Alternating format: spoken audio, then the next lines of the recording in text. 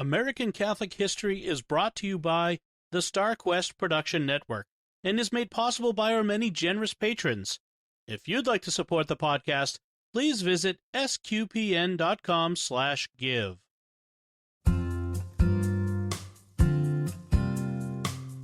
Hello, and welcome to American Catholic History. If you like our podcast, be sure to rate us and give us a review wherever you get your podcasts.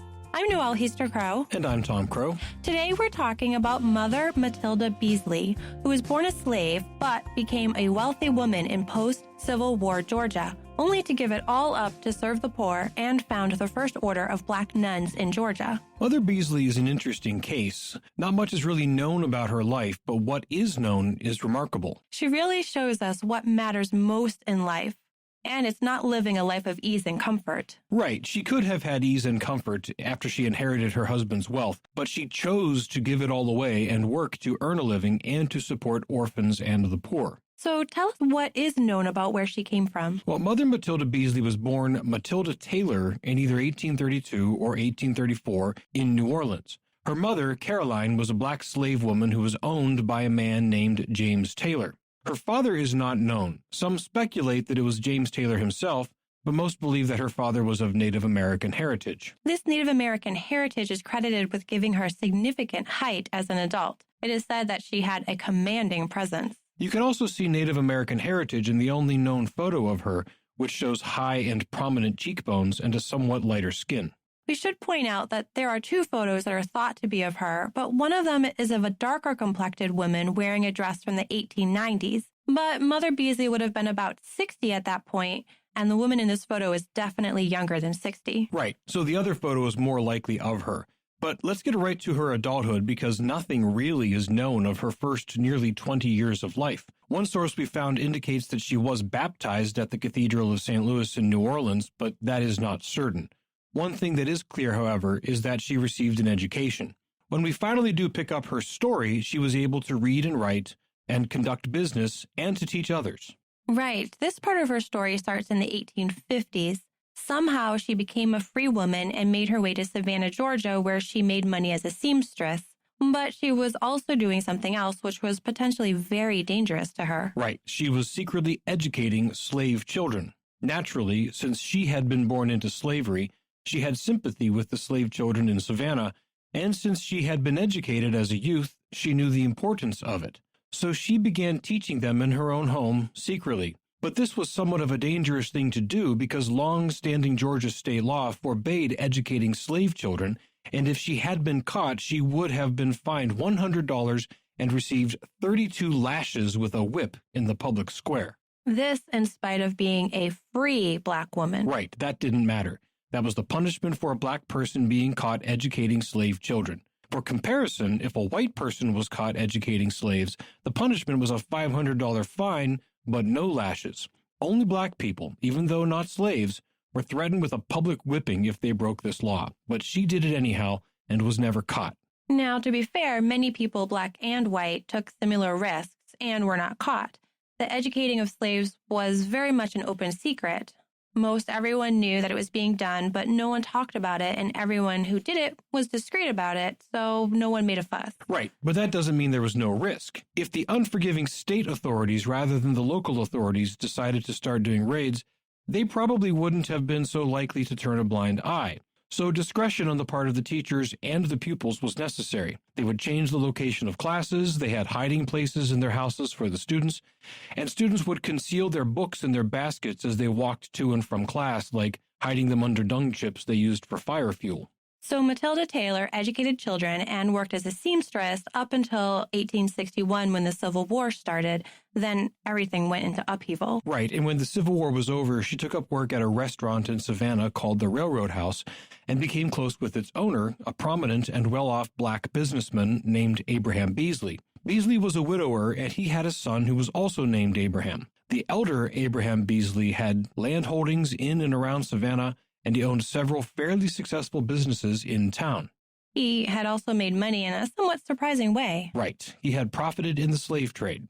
But in spite of this, Matilda and Abraham were married in 1869. Before getting married, however, since the Beasleys were Catholic, Matilda was conditionally baptized. Conditionally because she had no actual record of having been baptized back in New Orleans. They had no children of their own, but lived out a happy marriage until Abraham's death in 1877. In his will, he left all of his money, his holdings, and his business interests to Matilda. She was suddenly a very wealthy woman. But that didn't last long. She donated the entirety of her newfound wealth to the Catholic Church. Some say her motivation in doing this was at least partly to atone for her late husband's profiting from the slave trade. It is also said that she intended for it to be used, at least in part, to open an orphanage for black children. Either way, she returned to making a living as a seamstress, but during this time, she also developed a desire to become a nun. Now, there weren't many opportunities for black women to enter religious life in the United States at that time.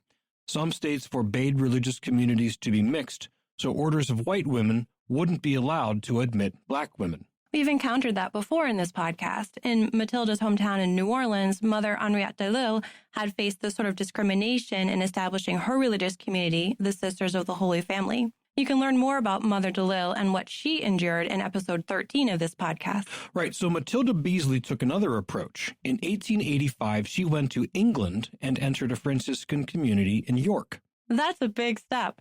What is known about how she came to that decision? Well, the definite story is not known, but there is an interesting coincidence which could explain it. In 1884, some Poor Clare nuns came to Savannah to work with poor blacks in Savannah and on nearby Skidaway Island. It seems that the Poor Clares had been invited to Savannah to establish a convent and a school. One of the nuns in this community had previously belonged to a Franciscan community in York, England. Now, there's no direct evidence that Mother Beasley did significant work with these nuns, or that their presence influenced her decision to join the Franciscans, but the timing of their arrival in Savannah and her subsequent departure for York does suggest a connection. But regardless of how it came about, she spent 2 years in York before returning to Savannah, where she desired to establish a community of Franciscan nuns. Unfortunately, none of the Franciscan orders would officially recognize her organization. No, they wouldn't, but like Mother DeLille, 30-some years earlier, she didn't let that stop her. With the help of Sacred Heart Church in Savannah, the parish where she had donated all of her late husband's wealth, she opened an orphanage for black girls in 1887, the St. Francis Home for Colored Children. 2 years later, in 1889, despite the lack of formal support from official orders of nuns, Matilda Beasley established the first community of black nuns in Georgia as Third Order Franciscans. As foundress, she became known as Mother Matilda Beasley. The orphanage functioned on some donations and support from the parish, but mostly through Mother Beasley's determination and hard work. Money was never in plentiful supply, and the kids they took care of weren't always the easiest. In fact, in 1895, a group of unruly teenage girls caused damage to the orphanage by setting fire to it more than once. But still, Mother Beasley persevered. She secured donations and assistance from the Diocese of Savannah, from Cardinal Gibbons in Baltimore, and many others. This would have been difficult for most anyone, but especially for a poor black Catholic woman in late 19th century Savannah. But Mother Beasley was nothing if not persistent and tenacious. In 1898, another group of Franciscan nuns was sent to Savannah to help out, and they effectively took over the orphanage. Mother Beasley's order dissolved at this point, with one sister dying and another leaving to join an order in the north. For herself, Mother Beasley continued working with the orphans, teaching and helping as best she could with her advancing age.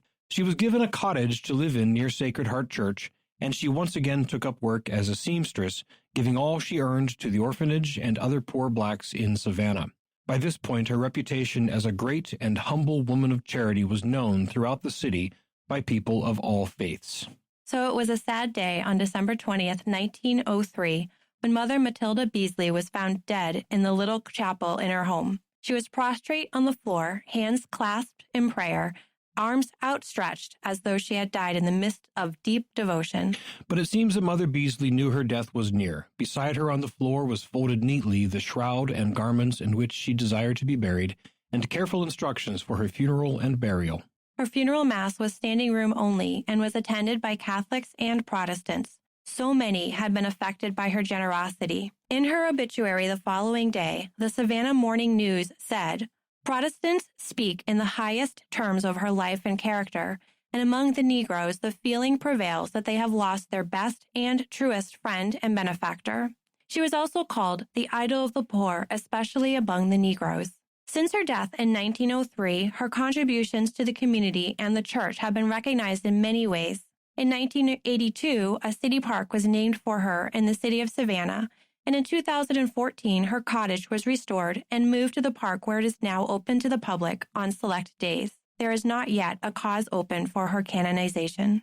You've been listening to American Catholic History on the StarQuest Production Network. If you've been enjoying our podcast, please be sure to give us a rating and a review. To learn more about today's topic, to find previous episodes, and to send feedback, please visit sqpn.com/history. You can email us at history@sqpn.com or find us on social media at facebook.com/American Catholic History or follow StarQuest on Twitter at SQPN. I'm Noelle Heaster-Crow. And I'm Tom Crow. Thank you once again for joining us on American Catholic History on StarQuest.